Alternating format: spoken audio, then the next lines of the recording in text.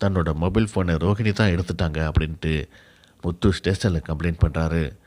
வித்யாவையும் கூட்டிகிட்டு வந்து சாட்சி சொல்ல வைக்கிறாரு. இதை கேட்டுட்டு ரோஹிணி வித்யா மேலே பயங்கரமாக கோவப்படுறாங்க. நீ என்னுடைய உண்மையான ஃப்ரெண்டு அப்படின்னு நினச்சி எல்லா விஷயத்தையும் உங்ககிட்ட நான் சொன்னேன் பார்த்தியா, அதுக்கு என்னை பற்றி செருப்பால் அடிச்சுக்கணும் அப்படிங்கிற மாதிரி பேசிகிட்டு இருக்காங்க. இதை கேள்விப்பட்டு வீட்டிலேருந்து மனோஜ் விஜயாவை கூட்டிகிட்டு வராரு. தண்ணியை போட்டுட்டு ஃபோனை எங்கேயாவது தொலைச்சிட்டு வந்திருப்பான், அதுக்காக ஒரு குடும்ப பொண்ணை கூப்பிட்டு இப்படி விசாரிப்பீங்களா அப்படிங்கிற மாதிரி ரோகிணிக்கு சப்போர்ட் பண்ணி விஜயா பேசுகிறாங்க.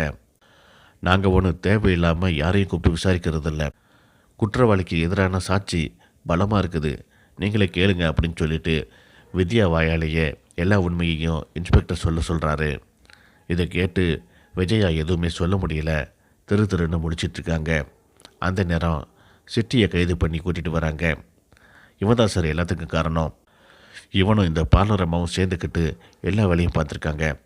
பாவம் அந்த சத்யா, அவனோட வீடியோவை ரிலீஸ் பண்ணி கொஞ்சம் விட்டுருந்தா அவனுடைய வாழ்க்கையை கேள்விக்குறியாக இருக்கும். இவங்க 2 பேர்த்தையும் உள்ளே வச்சு விசாரிச்சிங்கன்னா இன்னும் நிறைய விஷயங்களை கண்டுபிடிக்கலாம் சார் அப்படின்ட்டு முத்து சொல்லிட்டு இருக்காரு. அந்த நேரம் அண்ணாமலை அங்கே வராரு.